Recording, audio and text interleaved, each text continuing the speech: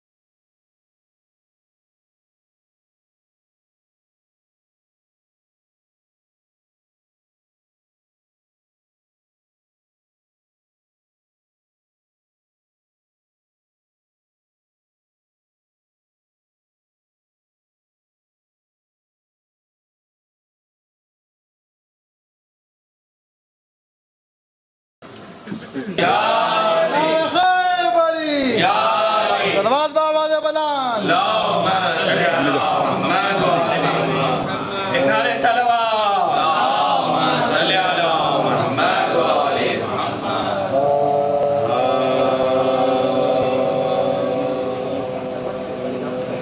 خدا کا شیر جو میدان میں آئے گا اگر علی کی تیار بنا دیجئے جشن خایا کیے جائیے دھوم سے جشن خایم کیے جائیے دھوم سے ذرے ذرے کو صورت بنا دیجئے جس کی محفل سجی ہے وہ آ جائیں گے جس کی محفل سجی ہے وہ آ جائیں گے راہ میں اپنی آنکھیں بچھا دیجئے جشن خایم آپ کی میرے آقا مجھے حوصلہ دیجئے چاند نرگس کے اور عسکری کے بسر چاند نرگس کے اور عسکری کے بسر اپنے دامن کی مجھ کو ہوا دیجئے جشن قائم کیے جائیے دھوم سے جشن قائم کیے جائیے دھوم سے ذرے ذرے کو صورت بنا دیجئے سونی سونی یا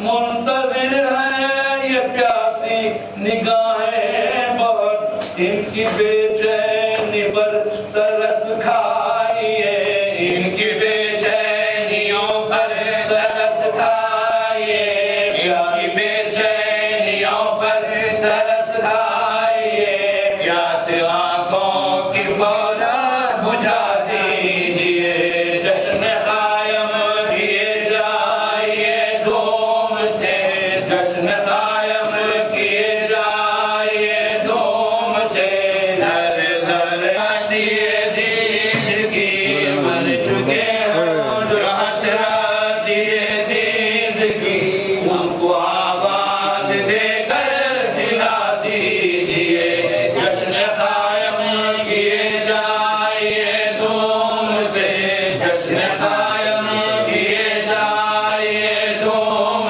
سے ذر ذرے کو سورج بنا دیجئے آپ ہی سے آپ ہی سے لمحے لمحے کی رکھتے ہیں قائم خبر آنسوؤں پر عریضے سجائے ہوئے آنسوؤں پر عریضے سجائے ہوئے آنسوؤں پر عریضے سجائے ہوئے اپنے آقا کو دل سے صدا دیجئے جشن قائم کیے جائیے دھوم سے جشن قائم کیے جائیے دھوم سے ذر ذرے کو سورج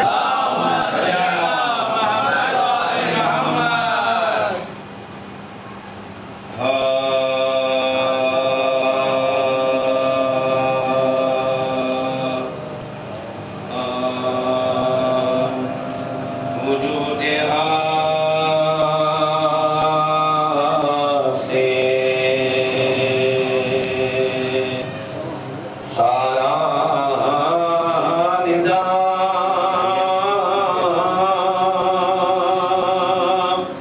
قائم ہے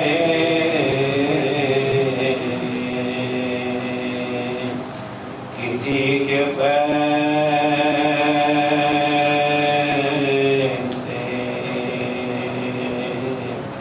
یہ انتظام قائم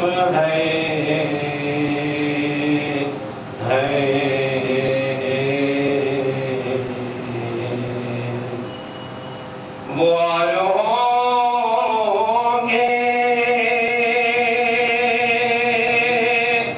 یتیمان مذہب و ملت وہ ہوں گے یتیمان مذہب و ملت ہمارے ہمارا امام قائم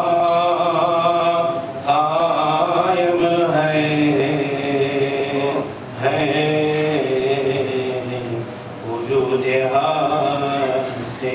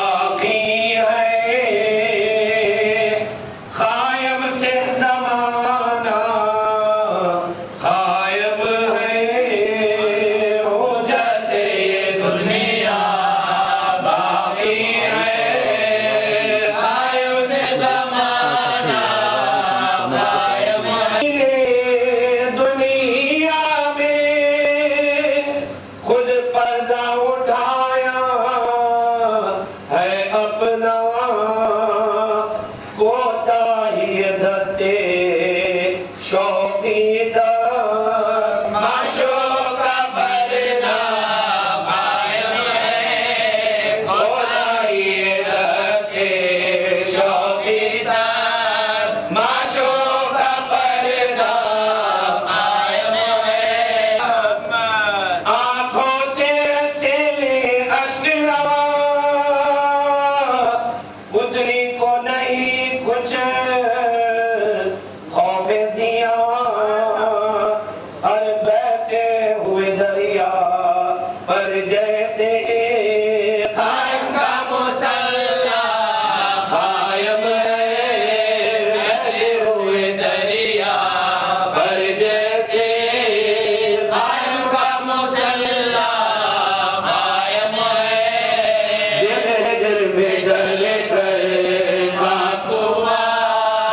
فرد کے زمانہ قائم ہے غفلت سے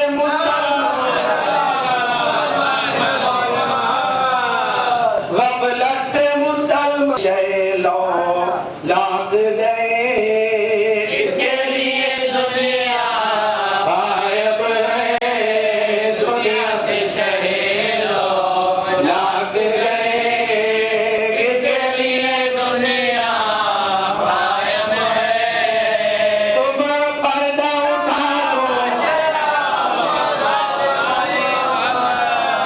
تم پردہ اٹھا دو گے جس دن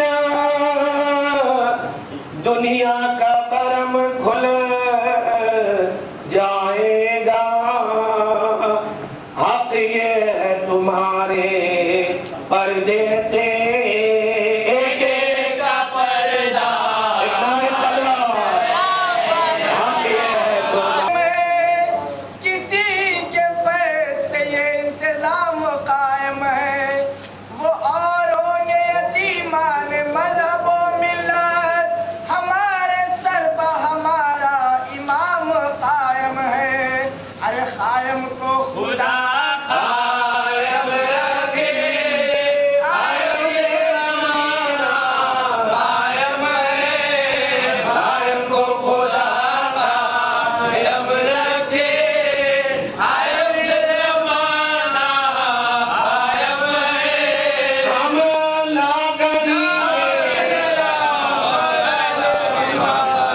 ہم لاگری سے لکھیں گے لا إله إلا هو الحي القيوم ذو الجلال والإكرام وأتوب إلى الله من جميع ما كره الله أستغفر الله الذي لا إله إلا هو الحي القيوم ذو الجلال والإكرام وأتوب إلى الله من جميع ما كره الله أستغفر الله الذي لا إله إلا هو الحي القيوم ذو الجلال والإكرام وأتوب إلى الله من جميع ما كره الله أعوذ بالله من الشيطان اللعين الرجيم بسم الله الرحمن الرحيم اللهم كل وليك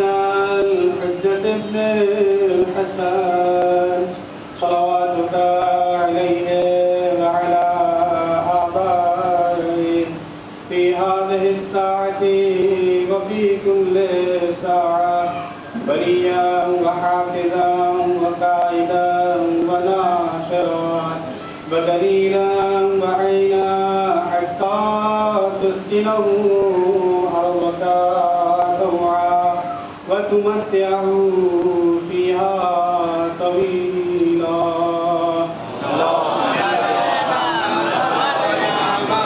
اللهم عجل وليك الفرج واجعلنا من أعوانه وأنصاره وشيعته ولا تجعلنا من أعدائه بحق محمد وآله الطاهرين ثم بعد فقد قال رسول الله صلى الله عليه وآله وسلم إني تارك فيكم الثقلين كتاب الله وعترتي أهل بيتي ما إن تمسكتم بهما لن تضلوا بعدي أبدا.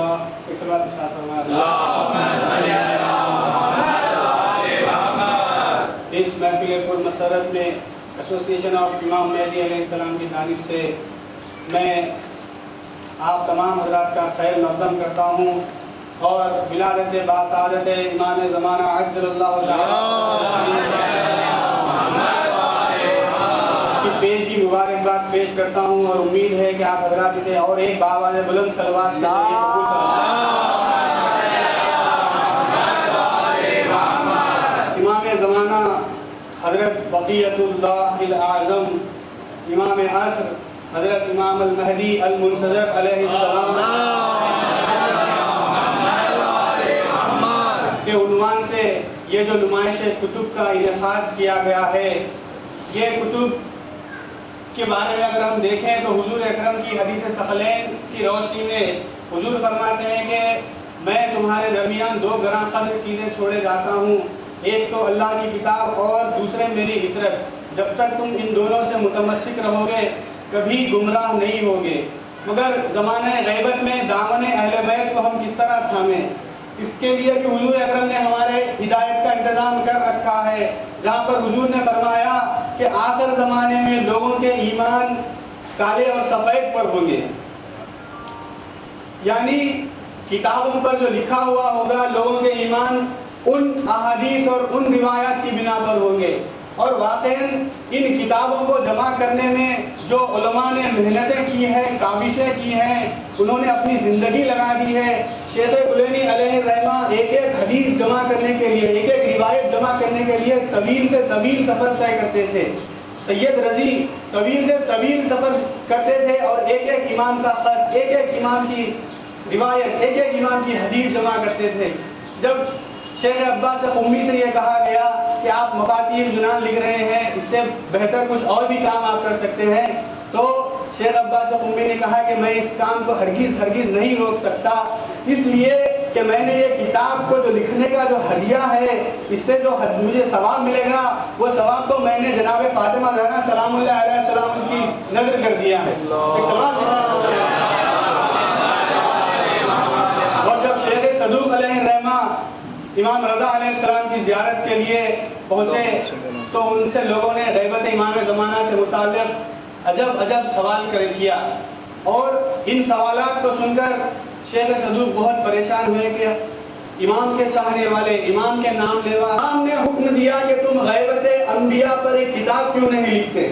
تو شیخ صدوق علیہ الرحمہ نے ایک کتاب لکھ دی جس کا نام ہوا کمال الدین۔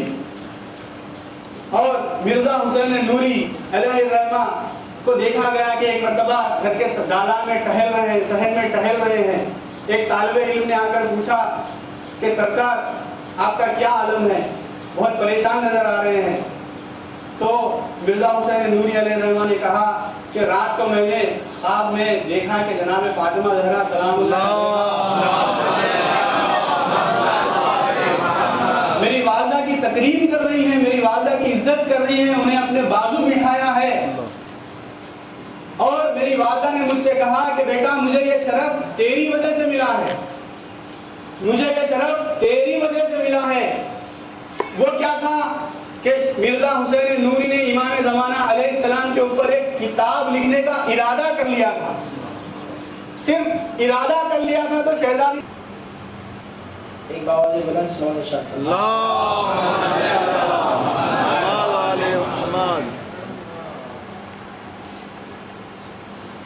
اعوذ باللہ من الشیطان الرجیم، بسم اللہ الرحمن الرحیم،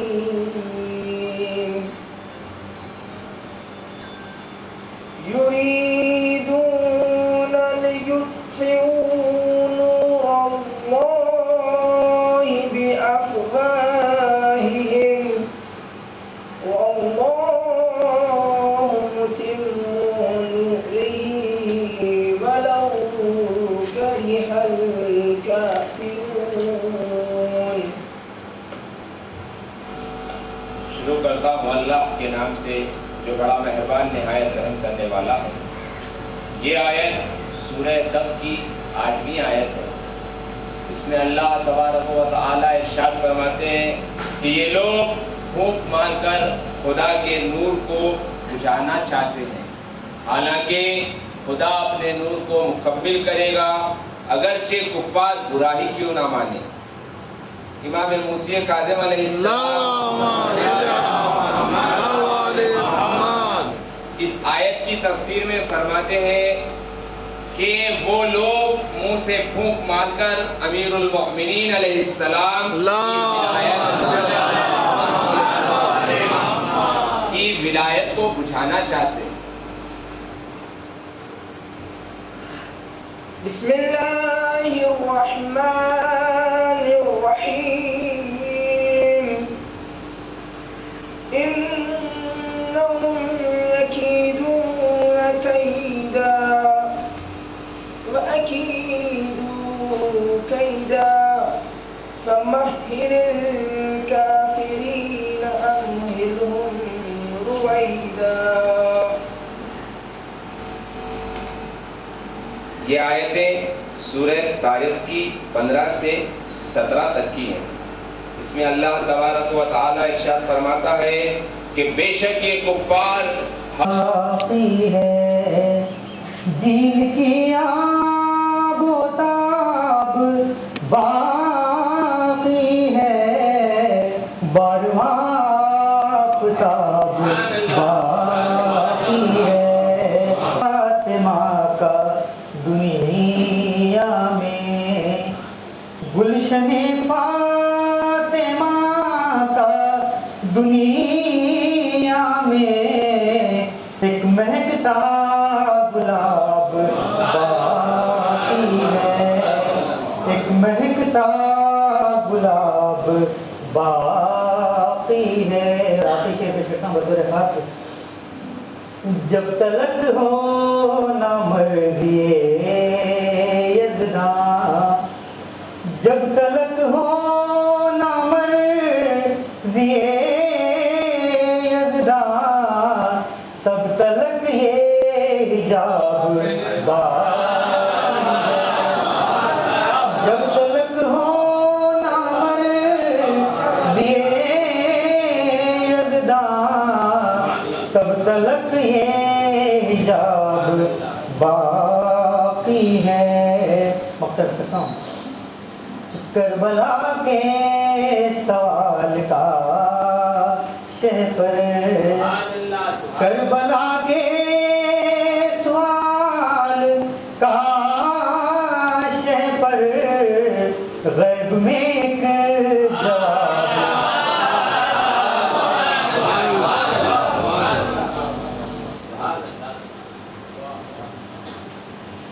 واقعی کربلا کے سوال کا شہ پر غیب میں ایک جواب باقی ہے.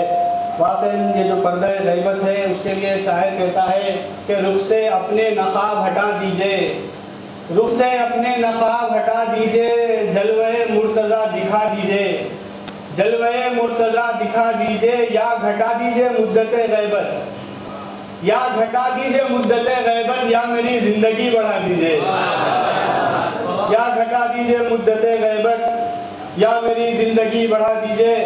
حضرات جیسے کہ آپ حضرات کو معلوم ہے کہ واقعی ہمارے لیے یہ بات باعث عزت و فخر ہے کہ اس نشست میں ہمارے نعرے بار دیگر سلوات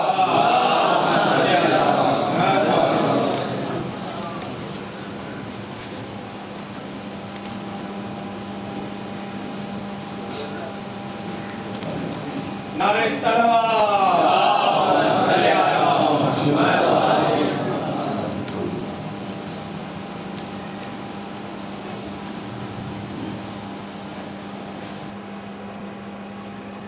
چند باتیں سننے کی ہیں.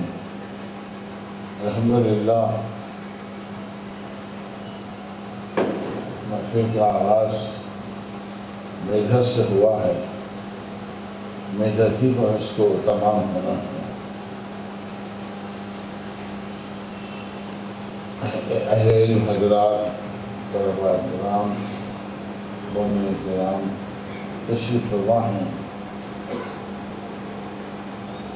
اور اپنے آخری امام سے محبت کا ثبوت اپنے نشست سے دے رہے ہیں.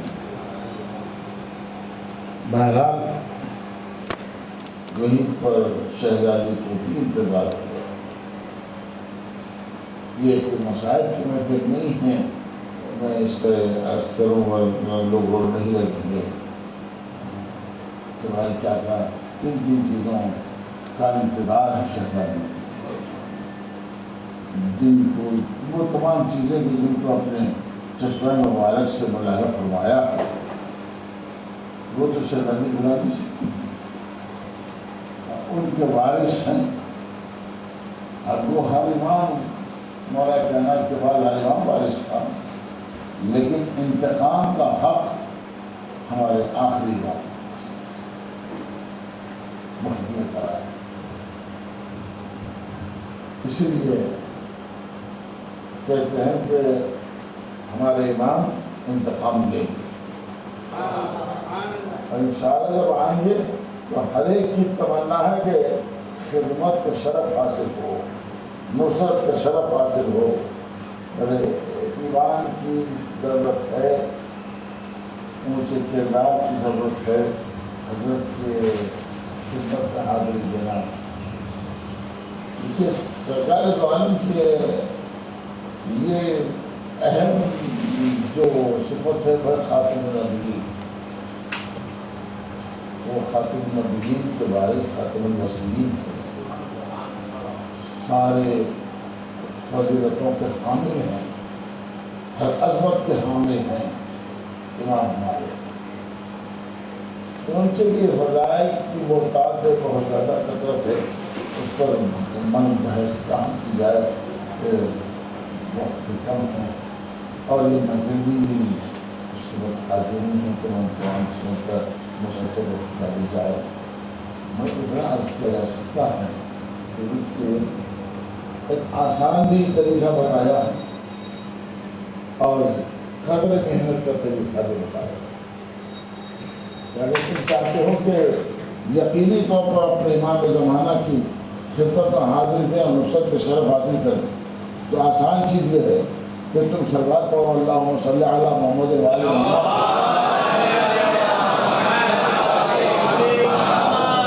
اور یہ سلوات ہی ختم نہیں بلکہ آل محمد کے بعد وعجل فرجہم،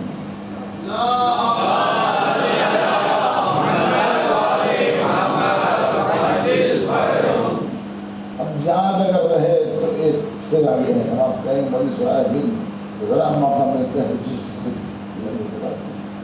وعجل فرجہم وہنک عدوہم، یہ ضروری ہے، یہ ان کے دشمنوں کو ہلاک کرنے کا بن جائے، یہ جذبہ نہیں، ایمان رہنا چاہیے۔ آپ اپنے ترقی یافتہ سمجھ کے یہ نہ کہیں کہ کسی کے مرنے کی دعا کریں، مومن کے مرنے کی دعا نہ کریں، منافق کے ملعون کی مرنے کی دعا لازم ہے۔ اور یاد رکھیے جو دشمنان اہل بیت ہیں ان کی موت کی دعا کرنا یا تمنا کرنا آپ کی دیگر عبادتوں سے افضل عبادت ہے، اور اسی کا انتظار ہو رہا ہے۔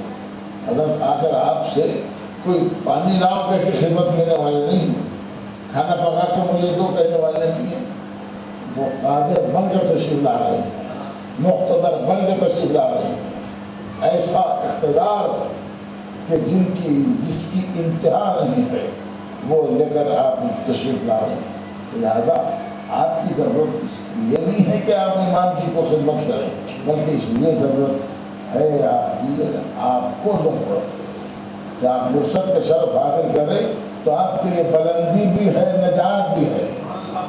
دیکھیے مزاحن بھی بات کی جا سکتی ہے، سمجھانے کے لیے کروں کہ مثلا یہی میری جوڑی ہے، اسی جوڑی کے وہ آخری حصے میں ایک موٹر خانہ بھی تھا، گیرج کہتے ہیں، وہ گیرج بھی اس میں داخل تھا، جوڑی کا حصہ تھا، مگر جوڑی نہیں، جوڑی کا جو مرکزی مکان وہ اپنا مقام رکھتے ہیں، گیرج کا مکان الگ ہے۔ وہ اس کے ساتھ ہی اہل بیت کی محبت کا ہمیں چاہتے ہیں جنت کے گیرج میں جگہ مل جائے، چھوٹی سی بھی جگہ مل جائے ہمارے لیے بہت بڑی بات ہے۔ حضرت کے تشریف لانے کی دعا ہمیشہ کرنا ہے اور خدمت کے لیے تیار رہنا ہے۔ اتنا عرض کر دوں کہ حضرت کی تشریف لانے کی دعا کرنا، نصرت کی دعا کرنا، اس کے ساتھ ساتھ یہ رکھیے حضرت آنے کے بعد امتحان لیں گے آپ کا، اس میں آپ کو کامیاب ہونا، امتحان لیں گے آپ کا، آپ کو کامیاب ہونا ہے، اور امتحان سامنے کی بات ہے بالکل۔ اب آپ اس میں آپ کامیاب ہوں، یہ اب آپ کی طبیعت سے، فطرت سے عبادت اور آپ کی محبت ہے۔ آپ مثالاً حکم ہے کہ جو حکم دیں گے آپ کو سمعاً و طاعت کہنا پڑے گا۔ جیسے حکم دیا عمل یعنی حکم امام اور ہمارے عمل کے درمیان فصل نہ ہو، بلا فصل عمل ہونا چاہیے۔ اب وہی امتحان بہت اہم ہے۔ آپ کو کیا معلوم کہ کس کے دل میں کیا ہے؟ پہلو کا بیٹھنے والا پہلو نشی بھی ہے، رشتہ دار بھی ہے، دوست بھی ہے، احباب سے تعلق بھی رکھتا ہے، لیکن ایمان کے اعتبار سے وہ کیا ہے؟ صورت اگر صرف آپ کے ساتھ دوستوں والی بنا لے یہ کافی نہیں ہے۔ آزمائش تو یہ ہوگی کہ آپ حکم لیں گے کہ ایک مردہ کھڑے کھڑے حکم ہوگا اس کو قتل کر دو، وہ یا تو آپ کا عزیز ہوگا یا بھائی ہوگا یا بیٹا ہوگا یا قریب ترین دوست ہوگا، یہ حکم ہوا قتل کر دو، سوچے یہ میرا بھائی ہے کیسے ماروں، یہ میرا بیٹا ہے کیسے قتل کروں، ارے میرا اس سے بڑی داد کا کی دوستی ہے اس کو کیسے، بس یہ آیا خیال ذہن میں اور دیر ہوئی حکم پہ عمل کرنے میں تو ختم ہو گیا امتحان میں، اب نصرت وغیرہ ختم ہو گئی۔ ادھر حکم ہوا اور اس سے عمل کیا بلا فضل کا، اس کو قتل کرو قتل کرو، سوچنے کی بھی مہلت کسی کو نہ دی۔ دنیا سوچتے رہی ارے کیوں قتل کیا، ارے دشمنی ہے جو واجب القتل بنا دے کیا۔ آج ہماری حکومت نہیں ہے یہاں پر، اس لیے ہم سے عقیدہ رکھیں گے، عمل اس وقت ہوگا جب انشاءاللہ حضرت کی حکومت آئے۔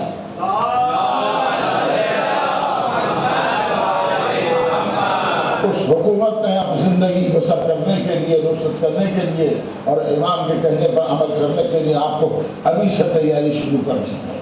یہاں عادت ہوگی، اس عادت کا فطرت بنا لیں گے انشاءاللہ۔ جب آپ تشریف لائیں گے ہمارے امام تو اس موقع پہ یہ ہوگا کہ جو حکم لیں گے اس کو عمل ہوتا رہے گا، بلا فصل عمل کرتے رہیں گے۔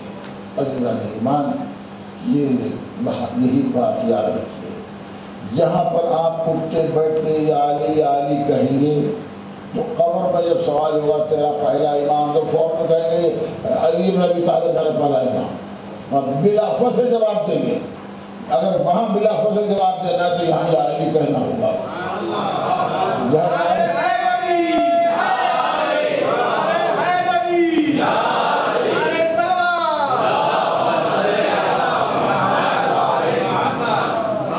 اب ویسے ہی امام کے تشریف لانے کے بعد نصرت میں کامیابی حاصل کرنا ہے اور امام کی مسلط کا باعث اگر بننا ہے تو اپنے آپ کو تیار کیجیے۔ ہر وہ کام جو متعلق ہو حضرت حجت اجل اللہ تعالیٰ پر جو شریف سے اپنے آپ کو منسلک کیجیے، لبیک کہیے، جو کچھ ہو سکے اپنے سے خدمت کیجیے۔ یعنی اس طرح سے محنت ہونی چاہیے مگر اس طرح خون لگا کے شہیدوں میں نام لکھاتے ہیں، چھوٹی سی بھی خدمت کیجیے، وہاں تو اجر تو ملنے والا ہی ہے۔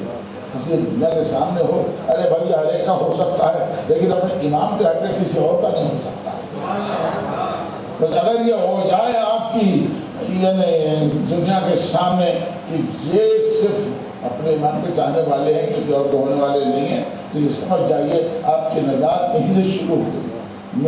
آپ کے نجات کی معراج کا آغاز یہاں ہو گیا ہے۔ انشاءاللہ آپ حضرت کی خدمت میں حاضر دیں گے اور کامیابی حاصل کریں گے۔ جذبہ اچھے یہی ہے۔ میں تقریر کو ختم کرنا چاہتا ہوں۔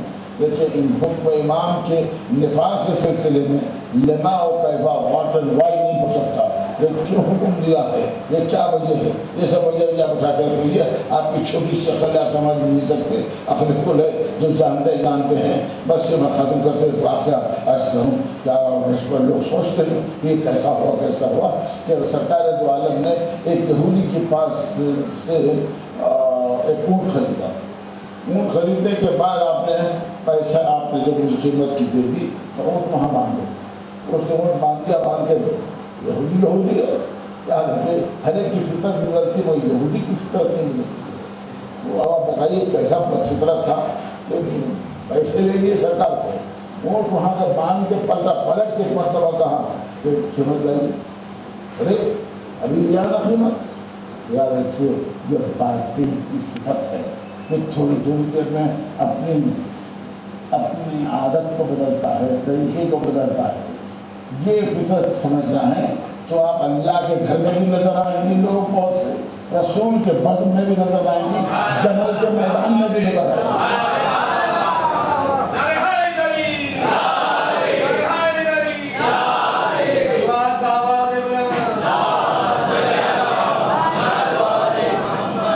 خاتم النبیین آپ غور فرمائیں، جہاں جن کے نقش قدم کا نام عدالت ہے، وہ اب اس منزل پہ آ گئے کہ کوئی آیا تو فیصلہ کرے کہ میں نے اس رقم دی کرنے کی ہے، یہ مانگ رہا ہے مجھ سے۔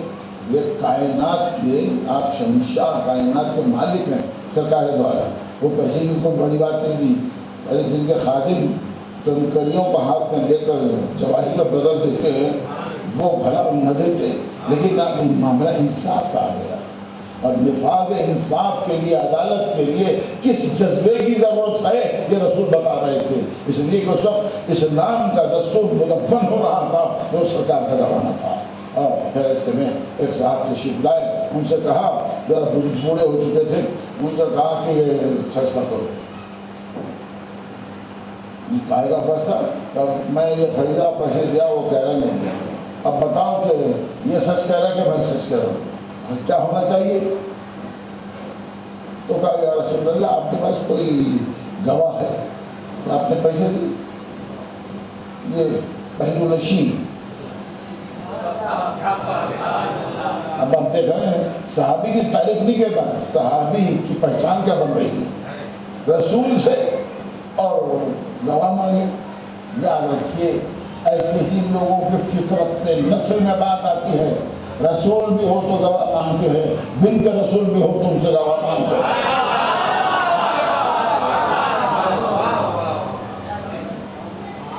رسول غور سے دیکھا کہ مجھ سے گواہ مانگ رہا ہے، جب کہ میری رسالت کی تصدیق کیا، اسلام قبول کر کس نے؟ دوسرے صاحب تشریف لائے، انہوں نے کہا کیا مانگ رہا میں کروں گا؟ اب یہ ان کو مسجدوں میں گئی پوچھو، مجھے غصہ آتا ہے، میدان میں کبھی غصہ نہیں آتا۔ کہا ساتھ ہے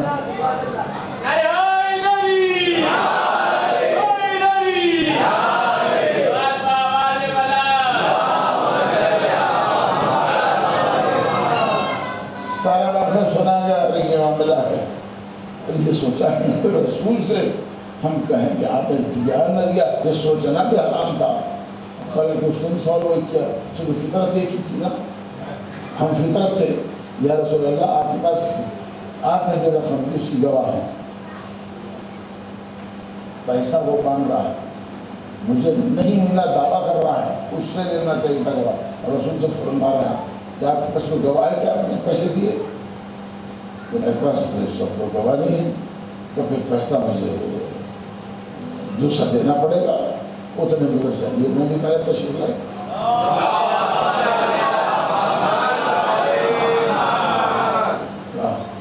آتے ہی پوچھے گا رسول اللہ یہاں پر معاملہ ایسا ہے، فیصلہ ہو رہا تھا، تمہاری دیت تھی، آؤ سب سے کہا بیٹھ جاؤ، تمہاری خلیف کا فیصلہ کیا کرے؟ بیٹھ گئے۔ مولا کائنات کھڑے ہوئے تھے، اور رسول اعظم نے فرمایا کہ یہ ہوا، اور یہ کہہ رہا ہے کہ میں نے پیسے نہیں دیے، اور بتاؤ اس کا فیصلہ ہو، یا میں نے پیسے نہیں دیے اور غلط کہہ رہا ہوں، یا پیسے لے کے وہ غلط کہہ رہا ہے۔ آپ مرتبہ پلٹے پلٹ کے پوچھا واقعہ کیا ہے؟ بتایا کہ اونٹ کو ہم منوا دیا لیکن پیسے نہیں دیں، قیمت نہیں دی۔ تو پھر کہیں دو وقت قرار لیا، ایک مرتبہ ذوالفقار میں جب اس طرح ہو سب حیرت میں تھے، یعنی بزم محمدی کا ہر پروانہ متحیر تھا، لیکن امام کے فعل کو سمجھنا آسان بات نہیں ہے۔ پورا جا آخر میں اب خود تشریح کر دیا مولا کائنات کہ ہم نے تصدیق کی ہے رسالت کی، سچا مانا ہے، ہم کافر نے بھی سچا مانا ہے ان کو۔ اور اس کے بعد یہ ہو کہ انہوں نے پیسہ دیا نہ دیا سوچنا بھی ان کی صداقت کو شبہ کرنا ہے۔ یہ صدیق ہیں، کافروں نے مانا کہ یہ صادق ہیں، امین ہیں، اور اس سے آپ دعا مانگ رہے ہیں، لہذا جو ایسا سوچے شدہ وہ واجب القتل ہے. تو آپ نے سوچ لیا کہ واجب القتل ہے وہ کہ جو سرکار دو عالم کی شان و گستاخی کرنا تو گزا سوچ بھی لے. اب اسی سے سوچ لیجئے, میں موضوع سے ہٹ کے ایک جملہ کہتا ہوں کہ اسی لیے آیت اللہ خمینی نے فتویٰ دیا تھا رشدی کو کہ واجب القتل ہے. تو اس نے گستاخی کی تھی سرکار دو عالم کی شان میں, شدید گستاخی کی تھی, وہ ہم بیان بھی نہیں کر سکتے. اور اس لیے اب انہوں نے فتویٰ دیا. لوگ پوچھتے ہیں کہ یہ خمینی صاحب کو کیا ہوا تھا فتویٰ دینے کے لیے نکلے, تو دوسرا دنیا کا کوئی نہیں تھا عالم, عام علماء ہوتے ہیں مسئلے سے, وہ ان لوگوں نے فتح کیوں نہیں دیا. میں نے کہا کیسے دیں گے فتوے, ویسے کہ اسے تعلق ہی کیا نسلاً تعلق ہونا چاہیے. باپ کا خیال بیٹا کرتا ہے, وارث کرتا ہے. یہ سید ہے, ان کو معلوم میرے جد کے کردار کیا تھا, کیا بلدی تھی, فتویٰ دیا ہے. آج تک ایک مرجع کے فتوے کا فلسفہ سمجھ نہ سکی دنیا. تو امام تھے, کسی حکم کو فلسفہ کیا سمجھ سکتی ہے. اسی لیے حکم دیا عمل کا رشتہ دار ہے کچھ ہو, اور اس کا قرآن کیا ہے پکار رہی ہے وَلَا تَرْكَنُوا إِلَى الَّذِينَ ظَلَمُوا فَتَمَسَّكُمُ النَّارُ, کہ دیکھو جن لوگوں نے ظلم کیا ہے ان کے قریب بھی نہ جانا ورنہ جہنم کی آگ تمہیں لپیٹ جائے گی. سمجھ رہے ہیں آپ, یہ اس وقت کے لیے نہیں تھا, ہمیشہ کے لیے ہے. جب تک قرآن باقی ہے یہ حکم ہے. تو آپ اور ہمارے امام کے شان میں گستاخی کرنا یا انکار کرنا یا فضیلت کو قبول کرنے تاخیر کرنا, یہ سب ظلم ہے.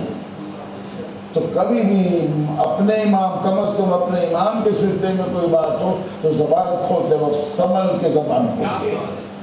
لیکن دوسروں کے امام مردہ ہیں, آپ کا امام زندہ ہے, اور فرما رہے ہم دیکھ رہے ہیں تم کیا کر رہے ہو. خدا بند عالم آپ تمام کو اپنے امام کی محبت کو کامل بنا دیں, اور خدا بند عالم وہ عزت آپ پتا کرے جس کو نصرت کا نام دیا جاتا ہے.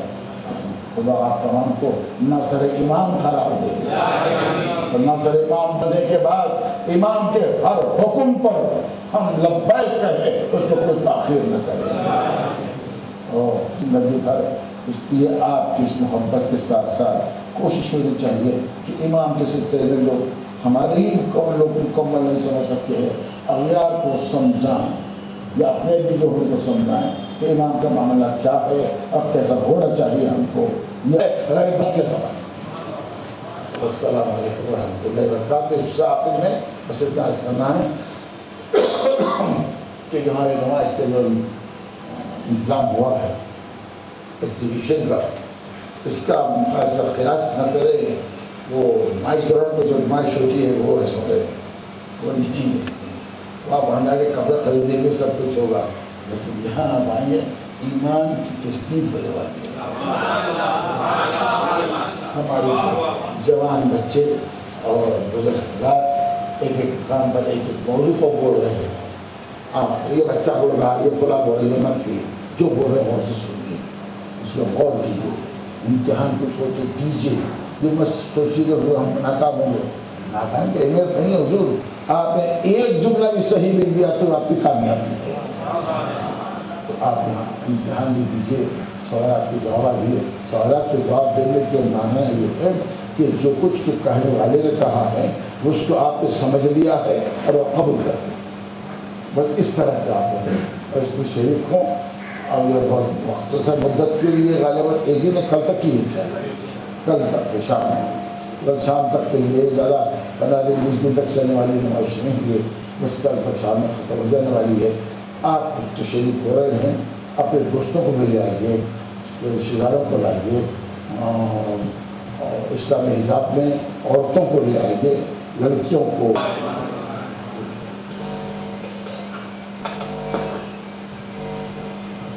ایک سلوات کے ساتھ ہمارے حضرات سے شکر گزار ہیں سرکار قبلہ و کعبہ کے کہ انہوں نے ہمیں وقت دیا, گناہ و مصروفیات کے باوجود اپنا اہم ترین وقت دے کر ہماری ہمت افزائی فرمائی, اور اس محفل کی مخاطبت سے واقعی ہمارے ایمان و افروز میں اضافہ فرمایا. इस मुख्तसर सी तकरीर में मौलाना ने जो है बड़ी बड़ी किताबें बयान कर दी हैं। इंतज़ार के पहलू से कहा, तो कभी दुआ के पहलू से कहा, कभी ज़ुहूर के पहलू से कहा, और कभी आसानी से इमाम के नासरों में अपना नाम लिखाने का तरीका हमको बता दिया कि सलवात, और वो भी वअज्जिल फरजहुम के साथ। एक सलवात पढ़ लिया आप, अगर ये सलवात लानत के साथ हो तो वाक़ई मुकम्मल सलवात है वअज्जिल फरजहुम व अहलिक अदुव्वहुम, जिसके बारे में शायर कहता है जुल्म के रुख पे खौफ तारी है, जुल्म के रुख पे खौफ तारी है, कट गया सर बयान जारी है, और शय के दुश्मन पे भेजना लानत, शय के दुश्मन पे भेजना लानत हर हुसैनी की जिम्मेदारी है, हर हुसैनी की जिम्मेदारी है। और ज़ुहूर के हालात और इमाम ज़माना के ज़ुहूर के लिए ज़मीन को हमवार करना, और ऐसे ही कई मज़ामीन को मौलाना मौसूफ ने सिर्फ एक छोटी सी तकरीर में जमा करके एक बेहतरीन गुलदस्ता हमारे हवाले किया है और हमें नसीहतें फरमाई है। तो हम दुआ है बारगाह रब्बुल इज़्ज़त में कि वो जो नसीहतें क़िबला काबा ने हमें फरमाई है, अल्लाह ताला हमें ये तौफ़ीक़ इनायत फरमा कि हम उन पर चलें और गामज़द रहें और साबित कदम रह सकें। और आखिर में बिल्कुल ये नाशुक्री होगी कि जिन्होंने हमारे लिए दुआ की है उनके लिए दुआ ना की जाए। आइए बतवस्सुले बारहवें इमाम हम सरकार क़िबला काबा के लिए दुआ करें कि अल्लाह ताला उन्हें इमाम ज़माना के नासिरों में शुमार फरमाए, उन्हें सेहत और आफियत के साथ हमारे सलों पर सलामत रखे।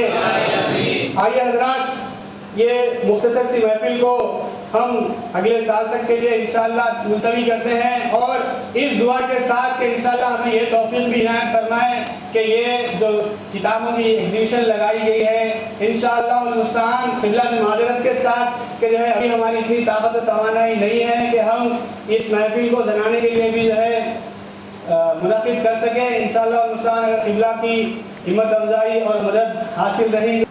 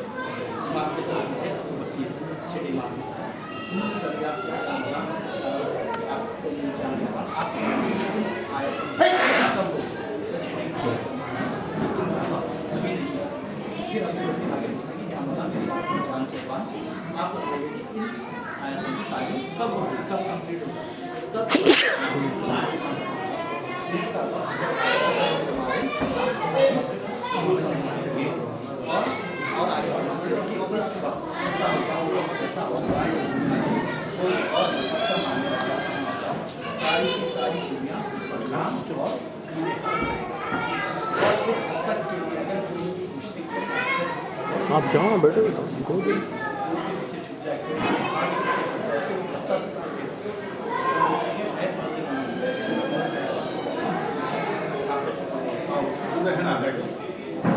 और आगे इसी तो वक्त के साथ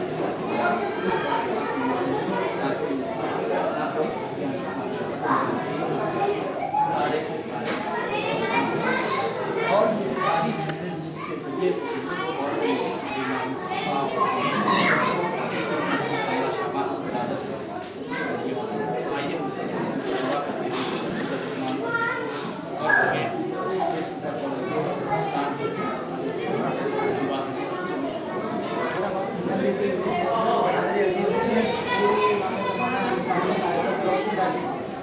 आज ग़ैबत इमाम ज़माना में मुख्तलिफ सवाल होते हैं कि कैसे मुमकिन है कि एक इंसान ज़िंदा रहे वो भी 1150 साल और ग़ैबत में रहे, दिखाई नज़र ना आए।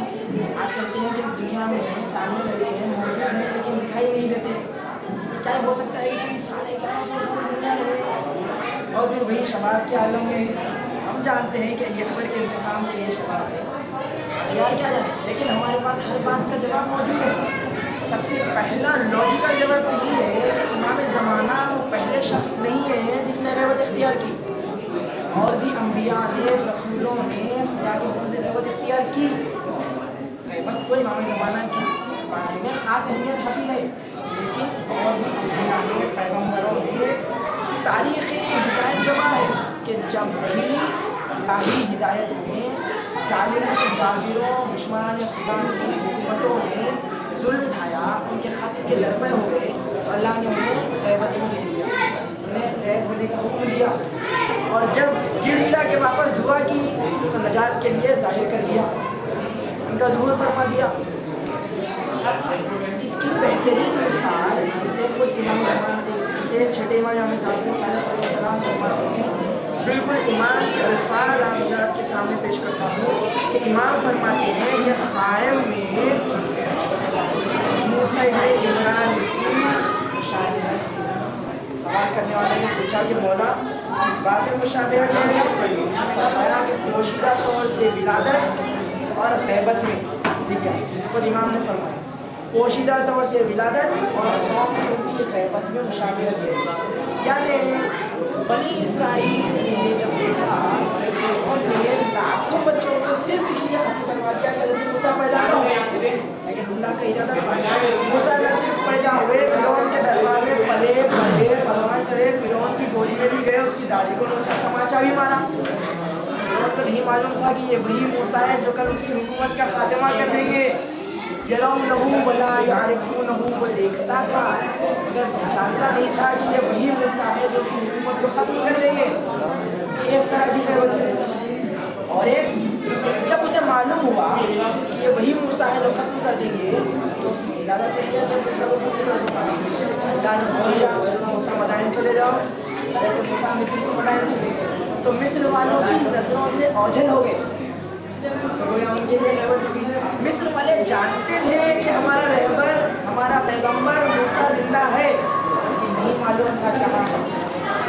और जब गिड़गिड़ा के दुआ की, फ़िरौन के जाहिर सुल्तान का घर गिड़गिड़ा के रोते हुए दुआ की, तो गफूर रहीम परवरदिगार की बारगाह में दुआएं पहुँची, तो परवरदिगार ने उनकी दुआओं को शामिल कबूल अता किया और हज़रत मूसा को ज़ाहिर कर दिया उनकी रहमत को। यानी हज़रत मूसा ज़ाहिर हो गए, उनका भूल हो गया। कहा इस तरह इमाम ज़माना मुशाबे है हज़रत मूसा से। जब बनी अब्बास ने 11वें इमाम और 10वें इमाम पर मज़ालिम ढाए,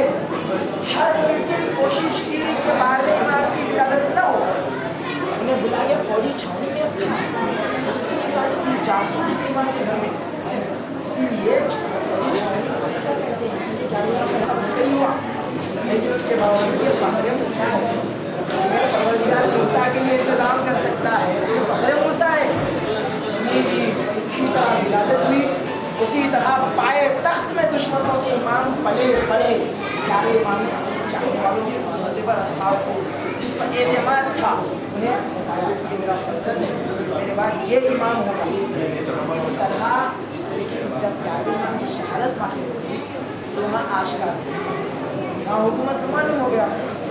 इमाम सामने आए इमामत की नमाज़ पढ़ाने के लिए, तो हुकूमत ने जो हो सकता था कोशिश की कि इमाम को कत्ल कर दे, इमाम को गिरफ्तार कर दे। तो अब परवरदिगार के लोग से इमाम ने तो गैबत के दो मरहले हैं, एक गैबत सुगरा है, एक गैबत कुबरा है। आप जानते हैं गैबत सुगरा 260 हिजरी से लेकर 329 हिजरी तक सिलसिला था, जिसमें 4 नायबीन खास रहे इमाम की, यानी इमाम से मुलाकात नहीं थी मगर नायबीन खास थे। नायब खास इमाम तक सवालात ले जाते थे, जवाबात लाते थे, पैगामात पहुँचाते थे। लेकिन 329 हिजरी में आखिरी नायब खास जनाब अली मोहम्मद सहमूदी का इंतकाल हो गया। उनके इंतकाल के बाद नायबीन खास का सिलसिला ख़त्म हो गया और वहाँ से गैबत कुबरा का सिलसिला आगाज़ हो गया जो आज तक जारी और सारी है। और अब मसाइल के लिए हम उलमाए किराम, मुज्तहिदीन किराम, बराए अहकाम से रुजू करते हैं। ये हमारी सूरत हाल है और असबाब हैं गैबत के, उस पर जब हम सोचने लगे तो ज़हन में सवाल आता है सबब है कि इमाम एक सबब तो ये है कि उनकी जान का तहफ़्फ़ुज़ हो, और भी ज़हन में सवाल आता है तो जिसके लिए खुद छोटे इमाम ने फरमाया कि साहिबुल अम्र के लिए एक गैबत है जिसमें बातिल के परस्तार शक व तरद्दुद में गिरफ्तार होंगे। तो इमाम के जुमले पूछने वाले ने पूछा, मौला मैं आपको फरमाया साहिबुल अम्र के लिए क्यों गैबत है? तो फरमाया इसका एक राज है जिसके बयान करने की हमको इजाज़त नहीं है। असल राज तो बयान न इमाम ने किया है न हम जानते हैं। पूछा कि हिकमत क्या है, इसके पीछे विज़डम क्या है, क्या वजह है? तो बताया कि जैसे अम्बिया अलैहिस्सलाम की गैबत के पीछे हिकमत थी वैसे ही हिकमत है। वहाँ भी बाद में मालूम हुआ कि क्या हिकमत थी, यहाँ भी बाद में मालूम होगा क्या हिकमत है। जैसे हज़रत मूसा और जनाब खिज़र जब मिले तो उन्होंने देखा कि हज़रत खिज़र ने एक गिरती हुई दीवार को संभाला, एक नौजवान को बचाया, एक कश्ती को सुराख किया। हज़रत मूसा को कुछ समझ में ना आया, लेकिन जब जनाब खिज़र से अलग होने लगे तब समझ में आया, तब मालूम हुआ कि उसकी हिकमत क्या थी। बिल्कुल उसी तरह फिर फरमाया कि ऐ फर्जंद फज़ल, ये गैबत अल्लाह के उम्र में एक अम्र है। ऐ फर्जंद फज़ल, ये अल्लाह के उम्र में एक अम्र है, अल्लाह के राज़ों में एक राज है, अल्लाह के गैब में एक गैब है। जब हम ये जानते हैं कि अल्लाह तबारक व तआला हकीम है, उसका कोई काम बेमकसद नहीं है, बिल्कुल उसी तरह गैबत के पीछे भी हिकमत है मगर हम नहीं जानते। हाँ, कुछ असबाब बयान किए गए हैं तो देखा आपने एक सवाल का हल तो मिल गया कि इमाम गैबत में है, सिर्फ इमाम ही नहीं जो गैबत में है, अम्बिया भी रहे। दूसरा सवाल हिकमत तो मालूम नहीं की जा सकती, क्या सबब है, क्या वजह है, इसकी वजह से इमाम हम यकीनन हमारा दिल चाहता है कि कायनात देख सकते हैं लेकिन अपने इमाम को नहीं देख सकते। इसके लिए भी हदीसें वारिद हुई हैं जिनमें जैसे कि कमालुद्दीन ये किताब इमाम के ज़माने अरे यहाँ पे आया था ना, कौन नहीं आया? हाँ कुछ आया, मैं मजलिस में हूँ बोल के के बारे में, तब ये किताब कमालुद्दीन ये भी मुझे भी नहीं चलेगा। और ऐसी बहुत सी किताबें हैं, अल-अनवार है, अल-गैबा है, तो लेकिन जो वजूहात बताए गए, एक सबब बताया गया कि हमारा वो उर्दू ही बोल रहा है। गैबत हमारे इम्तिहान है। इंसान यूँ तो जब उसके सामने इमाम बहुत अच्छी काम करता है, बेहतरीन अमल करता है, बोले क्या गारंटी है कि इमाम सामने ना हो तो अच्छे काम करेगा? इमाम सामने न होने पर इमाम चाहिए ऐसा काम करना जिससे इमाम खुश हो, ये कमाल है, ये इसलिए इमाम ने फरमाया साहिबुल अम्र के लिए उस जमाने में दीन पर साबित कदम रहना, शरीयत से मुतमस्सिक रहना, यहाँ कांटों में शाख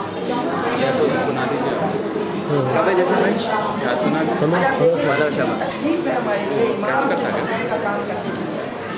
जिधर नजर उठाए, जिधर जाए उधर म्यूजिक है, लाग का सामान है, कहीं गुफ्तगू करने की कोशिश करें बेफायदा गुफ्तगू है, कहीं कामयाबी आगे बढ़े, कहीं खौफ है, कहीं जालिम हमें दबा रहे हैं। फरमाया कि तुम में से कौन है जो ये कांटों की शाख को सोचने का दर्द बर्दाश्त करे और तक़वा इख्तियार करे। हमारा ये इम्तिहान है, सज्जादा की दुकान से पूरा लिख के देता हूँ। बहुत से जालिमों काफिरों के सूरत में मोमिन है जो पैदा होने वाले हैं, अमानतों का ज़ुहूर हो जाएगा, बिजी है नाम ज़ाहिर होंगे, जिसके लिए खुद आपके पास अटेंडेंस थी नहीं फरमाएंगे जब तक कि खुदावंद आलम अमानतों को ज़ाहिर न कर ले, और जब दुश्मनों के जुल्म से वो सब अमानतें ज़ाहिर हो जाएंगी। तो हम ईमान रखते हैं, मोहब्बत रखते हैं इमाम से। उसकी दलील है कि जब इमाम ने कहा है, रसूल खुदा ने कहा है,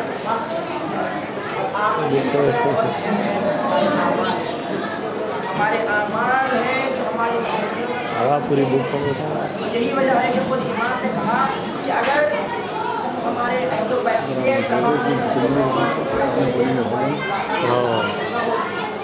परवरदिगार आलम की बारगाह में ये दुआ करते हैं कि परवरदिगार आलम हमें ये तौफीक दे कि हम वैसे ही काम करें जिससे हमारा इमाम राज़ी हो, और इस बारे में गुफ्तगू करने के लिए कि वो कौन से आमाल हैं,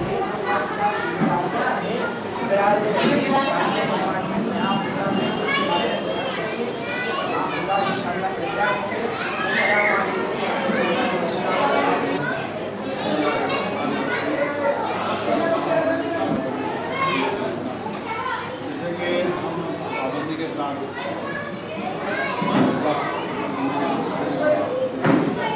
उसका एक खुदा है कि अल्लाह परवरदिगार हमें दबाना ये ताकत का कि वो हमारे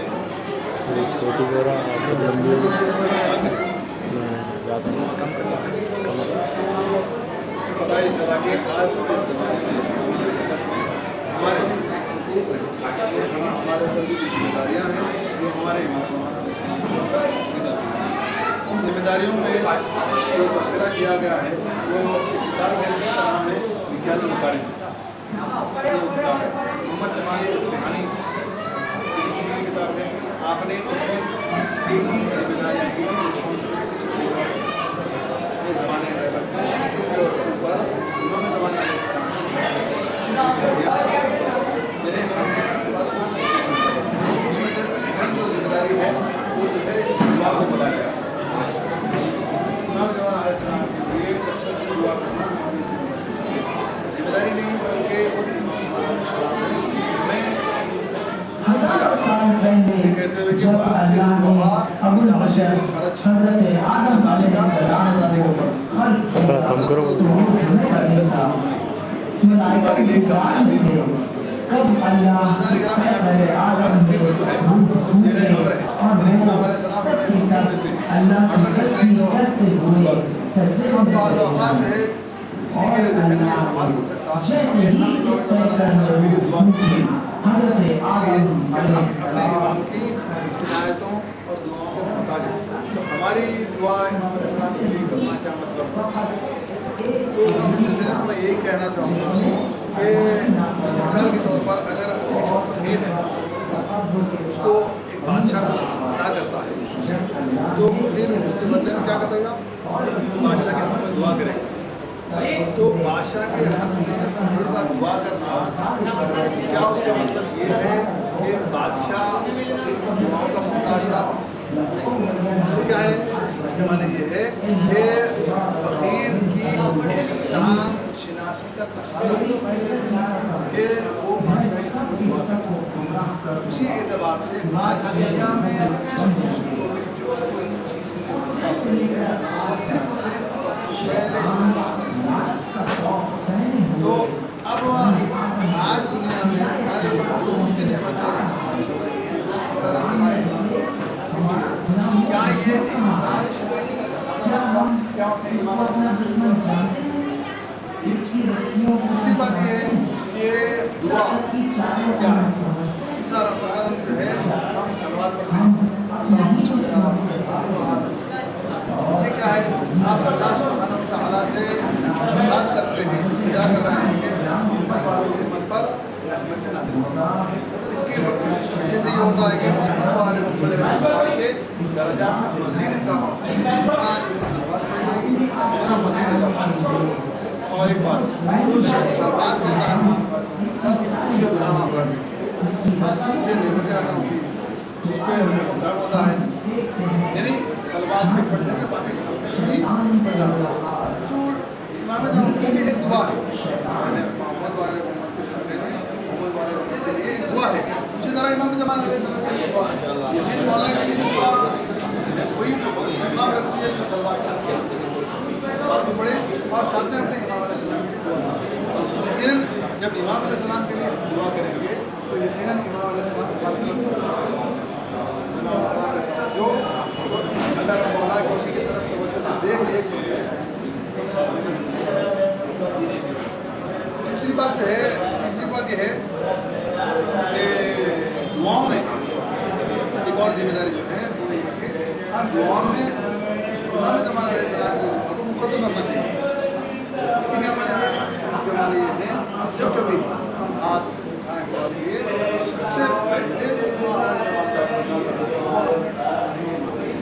یہ کیوں یہ جو ہے محبت کا تقاضا ہے اظہار ہے یعنی اللہ سے ہم کچھ نہیں چاہتے اور سب سے پہلے بھی چیز کا تقاضا کرتے ہیں پریورٹی وائز یعنی آپ جو ہے کسی نے مطالبہ کون سی چیز کا پہلے کریں گے جس کے لیے آپ کی شدت ضرور ہے آج ہمارے امام علیہ السلام کا ظہور ہمارے لیے شدت ضرورت ہے اور ہماری محبت کا تقاضا ہے ہم اپنے امام علیہ السلام کو سب سے پہلے دعاؤں میں سب سے پہلے مقام دیتے ہیں دعاؤں میں مقدم رکھا تیسری ذمہ داری کا جو ہے تذکرہ کر کے اپنے تمام وہ یہ کہ ہم امام علیہ السلام کی یہ صدقہ نکالیں گے امام علیہ السلام کے لیے صدقہ نکالیں گے صدقہ نکالنے کے معنی یہ ہرگز نہیں ہے کہ امام علیہ السلام جو ہے اگین وہی بات کہ کسی مشکل میں یا پریشانی میں اسی لیے ان کی سلامتی کا ماں جو ہے ہمیشہ اپنے بیٹے کے حق میں سلامتی کی دعا کرتی ہے تو ماں کا دعا کرنا ماں جو ہے اپنے بیٹوں کے لیے اپنے بچوں کے لیے صدقہ نکالنا سلامتی کا اس کو ہم عربی سے معنی نہیں نکلتے کہ وہ یہ اولاد جو ہے کسی مشکل یا پریشانی میں یہ ماں کی محبت کا تقاضا ہے اسی طرح ہم اپنی جان کی سلامتی بعد میں طلب کریں اللہ سے تو سب سے پہلے صدقہ کسی بھی مقدار میں ہو سکتا ہے صدقے کے کئی طریقے ہیں آپ کسی بھی مقدار میں چاہے آپ جو ہے روزانہ ایک آپ جو استعمال ہے یہ تو یہ تمام چیزیں وہ ہیں جو ہمیں اپنے امام زمان علیہ السلام سے اس کے لیے امام محمد باقر علیہ السلام فرماتے ہیں سورہ آل عمران کی آیت نمبر 200 میں یہاں پر یہ بیان ہوتا ہے کہ یا شابرو بر رابطو تو مولا سے پوچھا گیا کہ مولا پر رابطو کا معنی کیا فرمایا کہ زمانے کے امام کے ساتھ میں رابطہ قائم تو آج اپنے زمانے کے امام کے ساتھ رابطہ قائم کرنے کا ایک ہی طریقہ ہے یہ کہ ہم اپنی ذمہ داریوں پر عمل کریں اس کو ریکگنائز کریں اسی کے ذریعے تمام کتابیں اسی ذمہ داری کے اوپر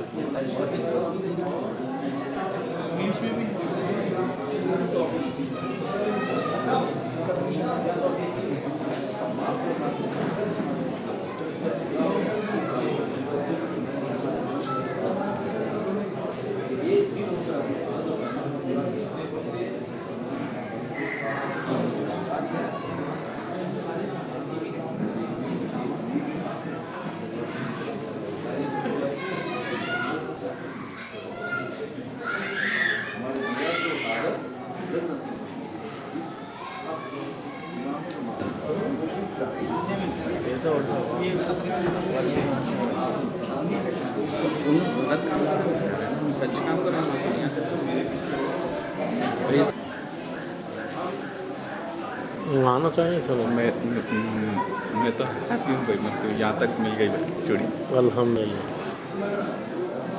बस अल्लाह उसको तौफीक दे के, मतलब कुछ अभी तो कुछ भी नहीं करा मैं।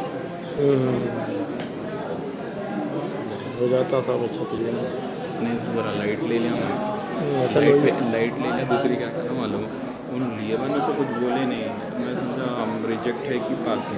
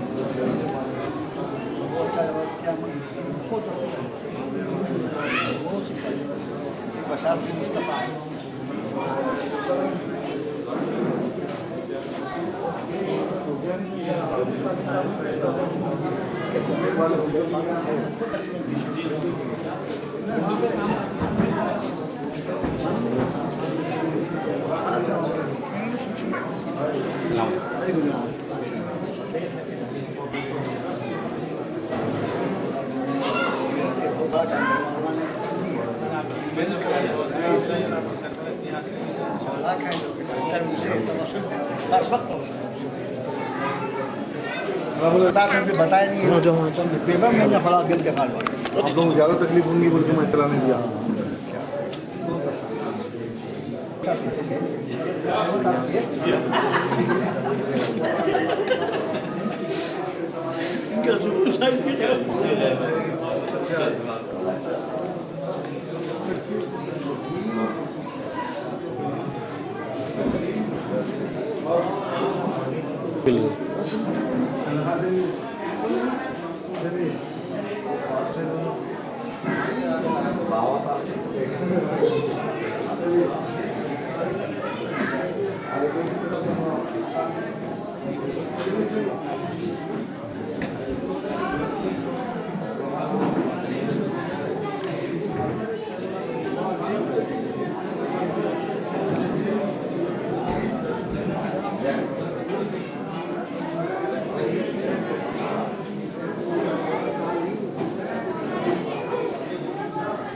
थोड़ा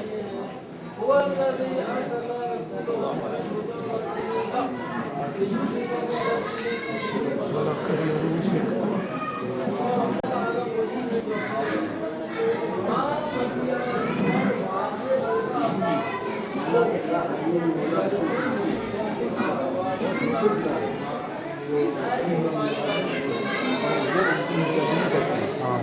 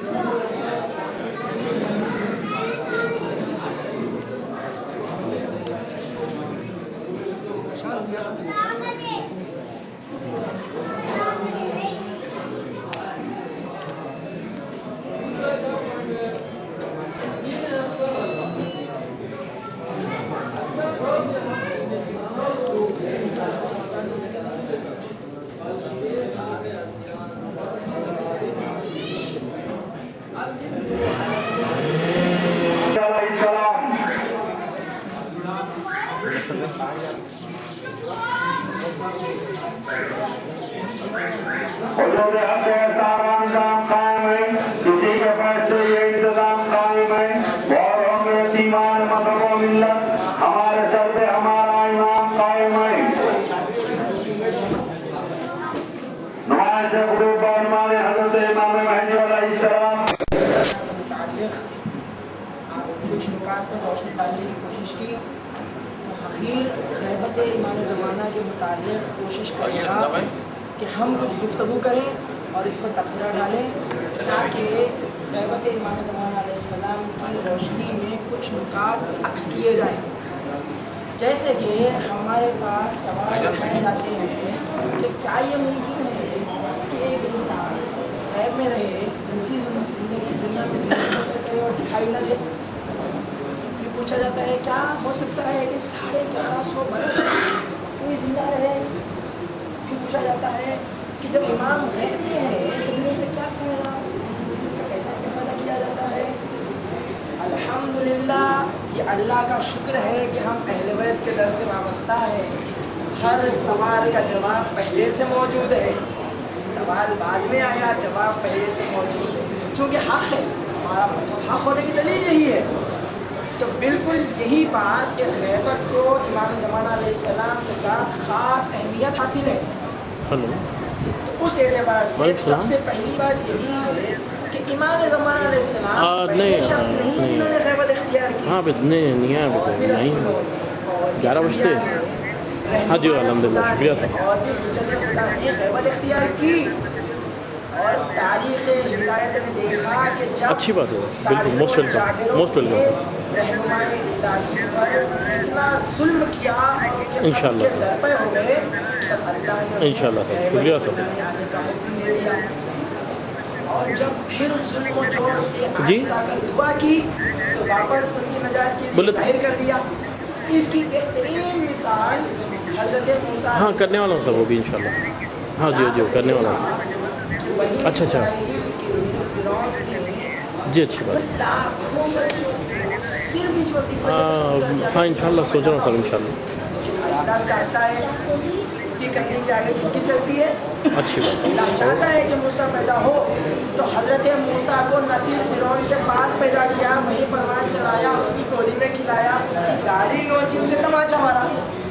कि अल्लाह चाहता है यरौनहु वला यअरिफूनहु, हज़रत मूसा को देखता है मगर पहचानता नहीं है कि ये वही मूसा है जो उसकी हुकूमत का खात्मा करेंगे। ये एक तरह की ग़ैबत है। तो मूसा दरमियान में है मगर मालूम नहीं है।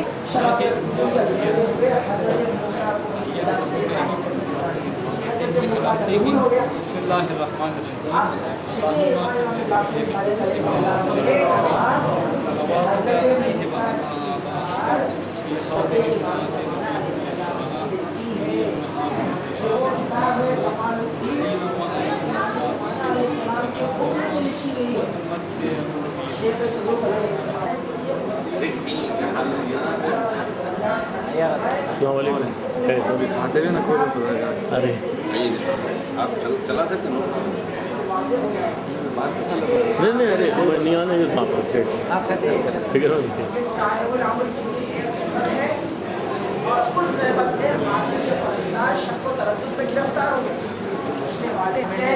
अकीदा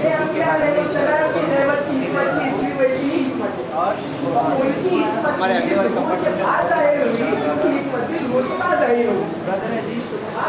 हालात में हमारे क्या है अगर ग़ैबत में है तब करेंगे इतनी लंबी उम्र कैसे पहुँच। ऐसे सवालों के जवाब इंशाल्लाह हमारे एक चंद 10 मिनट सवालों का जवाब हासिल करने की सादत हासिल اگر دین اسلام کی حقانیت کی اگر تعلیمات معلوم کرنا ہے تو بہترین طریقہ ہے قرآن مجید۔ قرآن مجید وہ کتاب ہے جس میں کوئی باطل کا گزر نہیں ہے اور یہ صراط مستقیم کی طرف ہدایت کرتی ہے۔ تو اسی قرآن مجید میں 200 آیتیں ہیں جو حضرت امام مہدی علیہ السلام کی لیکن ہماری چند 10 منٹ کی گفتگو ہے، ہم انشاءاللہ صرف 2 آیتوں سے اللہ تعالیٰ سورہ توبہ میں آیت نمبر 30 میں فرما رہا ہے کہ یریدون ان یطفئوا نور اللہ بافواہہم ویابی اللہ الا ان یتم نورہ ولو کرہ الکافرون۔ ترجمہ اس طرح ہے کہ کافر چاہتے ہیں کہ وہ اللہ کے نور کو ایک پھونک مار کر بجھا دیں، لیکن اللہ تعالیٰ اس کا انکار کر رہا ہے اور اللہ تعالیٰ کہہ رہا ہے کہ اپنے نور کو کمال تک پہنچائے گا، مکمل کرے گا، چاہے کافروں کو براہی کیوں نہ لگے۔ تو برادران اس آیت سے 2 حقائق ہمارے سامنے، 2 پوائنٹس ہمارے سامنے آتے ہیں۔ پہلا تو یہ ہے کہ وہ ہے کافروں کا ارادہ۔ کافروں کا ارادہ یہ ہے کہ وہ اللہ کے نور کو یعنی دین اسلام کو، اسلام کے شریعت کو، اللہ کی حجت کو ایک پھونک مار کر بجھا دیں، لیکن کافر اپنی سازشوں میں کبھی بھی کامیاب نہیں ہوگا۔ یہ اللہ تعالیٰ واضح طور پر یہ بتا رہا ہے کہ وہ کبھی بھی کامیاب نہیں ہوگا۔ دوسری بات اللہ کا ارادہ۔ اللہ کہہ رہا ہے کہ نہ کیول کافروں کو ناکامیابی عطا کرے گا بلکہ یہ کہہ رہا ہے کہ وہ اپنے نور کو کمال تک پہنچائے گا، مکمل کرے گا۔ پھر آگے کیا آیت میں انشاءاللہ اور کیا اللہ تعالیٰ فرما رہا ہے آیت نمبر 33 میں 33 سے سورۃ توبہ کی هو الذي ارسل رسوله بالهدى ودين الحق ليظهره على الدين كله ولو كره المشركون۔ کہ خدا وہ ہے جس نے اپنے رسول کو دین ہدایت اور دین حق دے کے بھیجا ہے تاکہ تمام ادیان پر، تمام ریلیجنس پر ڈومینیشن حاصل کرے، غلبہ عطا کرے، چاہے مشرکوں کو یہ گمراہی کیوں نہ دے۔ دوسری آیت سے اور چند 2 پوائنٹس ہمارے سامنے آتے ہیں جو حقائق کیا ہے، وہ ہے اسلام اور دین حق، یعنی اللہ تعالیٰ نے دین حق دے کے بھیجا ہے، یعنی رسول اللہ نے جو بھی حد تک پہنچایا ہے وہ خدا کی نازل کردہ شدہ ہے اور یہ حق ہے۔ دوسری بات اسلام کا غلبہ تمام ادیان پر۔ اللہ تعالیٰ فرما رہا ہے کہ پورے ورلڈ کے ریلیجنس پر، تمام دین کے، تمام دنیا کے ادیان پر غلبہ عطا کرے گا، یعنی ڈومینیشن دے گا۔ کس کو دے گا؟ اسلام کو دے گا۔ تو برادر عزیز نے 2 آیتوں سے ہمیں یہ بات واضح کی ہے کہ کافر چاہتے ہیں کہ وہ اللہ کے نور کو ایک پھونک مار کر بجھا، لیکن اللہ تعالیٰ ان کے ارادوں کو کبھی کامیاب نہیں ہونے دے گا اور وہ اپنے نور کو مکمل کرے گا اور دین اسلام کو غلبہ عطا کرے گا۔ برادر عزیز اگر آپ موجودہ حالات دیکھیں دنیا کے تو بالکل خلاف ہے۔ آپ دیکھتے ہیں کہ نہ تو اسلام کو کبھی برتری حاصل ہوئی ہے اور بظاہر دوسرے ریلیجنس میں پوجا ہو رہی ہے، بت پرستی ہو رہی ہے۔ تو معاذ اللہ کہ اللہ کا ارادہ کہ وہ اسلام کو تمام ریلیجنس میں ڈومینیشن کیا وہ ناکامیاب ہو جائے گا؟ جی نہیں، وہ تو اللہ کل شیء قدیر ہے، وہ اگر ارادہ کرے تو چیز آ جاتی ہے۔ اسی لیے ابو بصیر نے امام جعفر صادق اس آیت کے بارے میں دریافت کیا۔ امام علیہ السلام نے کہا کہ اے ابو بصیر، ابھی اس وقت تک جب امام نے کہا کہ اس وقت ابھی اس آیت کی تعویل کا وقت ابھی نہیں آیا ہے، آیت کے تکمیل کا وقت نہیں آیا ہے۔ تو پھر ابو بصیر نے امام سے دریافت کیا کہ یا رسول اللہ کہ آیت کا تعویل کب ہوگا؟ تو آپ نے امام نے فرمایا انشاءاللہ جب امام ظہور کریں گے اس وقت اسلام کو تمام ریلیجنس پر، تمام ادیان پر فوقیت اور برتری حاصل ہوگی۔ تو امام جب ظہور کریں گے، اور دیکھیے جب امام ظہور کریں گے حدیثوں میں یہ بھی ہے کہ ہر کافر اور مشرک آپ کے ظہور کو ناپسند کرے گا، حتیٰ کہ اگر کوئی کافر اور مشرک پتھر کے پیچھے بھی چھپا ہوگا تو پتھر ستا دے گا کہ اے بندے مومن، ایک کافر میرے پیچھے چھپا ہوگا۔ اور ابن عباس حضرت صلی اللہ علیہ وسلم کے چچا ہے، انہوں نے بھی اس آیت کے بارے میں، دونوں آیت کے بارے میں تفسیر میں فرماتے ہیں کہ جب امام ظہور کریں گے تو تمام بھی یعنی یہودی عیسائی نصارہ تمام دوسرے ریلیجنس کے ماننے والے سب کے سب اسلام پر بہت اچھی چیز ہے. ہم اپنے آپ کو بول رہے کہ آپ تو بہت اچھا کریں گے. آپ سنیے بات نہیں کریں تو یہ کھلا کے آپ کوئی پابندیاں کرتا ہے. آپ سنڈے تو خوش ہو جائیں گے. خوش تو ہو رہی تو کمپارٹمنٹ میں اور ذمہ داریاں ہمارے سید محمد تفیظ پیاری علیہ الرحمٰن نے ہماری زمانہ غیبت میں کیا ذمہ داریاں ہیں اس کو اس کتاب مکیال المکارم فی فوائد الدعاء للغائب میں تذکرہ کیا ہے ان ذمہ داریوں کا. انہوں نے جملہ 80 ذمہ داریوں کا تذکرہ کیا ہے. ان میں سے چند اہم ذمہ داریوں کی آپ حضرات کو زحمت ہے. اس طرح مرضی خان صاحب سرمائے نے کہا کہ ذمہ داریاں ہوگی لیکن آپ کو یہ سن کر خوشی ہوگی کہ ہماری جو سب سے اہم ذمہ داری اس زمانے غیبت پہ ہے اس پہ الحمدللہ ہم سب گامزن ہیں لیکن دعا یہ کرنا ہے کہ اس پہ خاتمہ ہو. جو سب سے اہم ذمہ داری ایک شیعہ کی زمانے غیبت میں ہے وہ ہے ولایت اہل بیت علیہ السلام پر ثابت قدم رہنا. سبحان اللہ سبحان اللہ. بہت بڑی بات. چوتھے امام زین العابدین علیہ السلام فرماتے ہیں من ثبت علی ولایتنا فی غیبت قائمنا آتاہ اللہ اجر الف شہید مثل شہداء بدر و احد. آپ فرماتے ہیں کہ جو کوئی منصب جو کوئی ثابت قدم رہے گا ہماری ولایت پر فی غیبت قائمنا ہمارے قائم کے غیبت کے زمانے میں اللہ اسے عطا کرتا ہے 1000 شہداء کا ثواب. وہ بھی صرف شہداء کا نہیں حدیث آگے بڑھ کر کہتی ہے کہ مثل شہداء بدر و احد ان شہداء کا ثواب جو بدر و احد میں شہید ہوئے. ایسے 1000 شہداء کا ثواب ان حضرات کے لیے جو اس زمانے غیبت میں ولایت پر ثابت قدم ہے. الحمدللہ ہم بفضل تعالیٰ ولایت کے دامن سے متمسک ہیں لیکن دعا یہ ہے کہ اللہ ہمارا خاتمہ اسی پر کرے. اور ایک اہم ذمہ داری اس زمانے میں جو آقا نے عرض کی ہے کتاب میں وہ یہ ہے کہ امام علیہ السلام کی معرفت حاصل کریں. اس کے لیے ایک چھوٹی سی دعا ہمیں تعلیم دی ہے. امام جعفر صادق علیہ السلام نے جب امام زمانہ علیہ السلام کی غیبت کا تذکرہ کیا تو آپ کے بزرگ مرتبہ صحابی سرارہ ابن عیون علیہ الرحمٰن نے سوال کیا کہ یبنا رسول اللہ میری جان آپ کے قربان اگر میں اس زمانے کو پاؤں تو مجھے کیا کرنا چاہیے. امام علیہ السلام نے ارشاد فرمایا کہ اے سرارہ اگر تم اس زمانے کو پاؤ تو اس دعا کو پابندی سے پڑھا کرو. اس دعا کو دعائے معرفت کے نام سے جانا جاتا ہے. الحمدللہ پڑھی جاتی ہے اللہم عرفنی نفسک فإنک ان لم تعرفنی نفسک لم اعرف نبیک. اے اللہ مجھے تیری معرفت عطا کر اگر میں تجھے نہ پہچانا تو تیرے نبی کو نہ پہچان سکوں گا.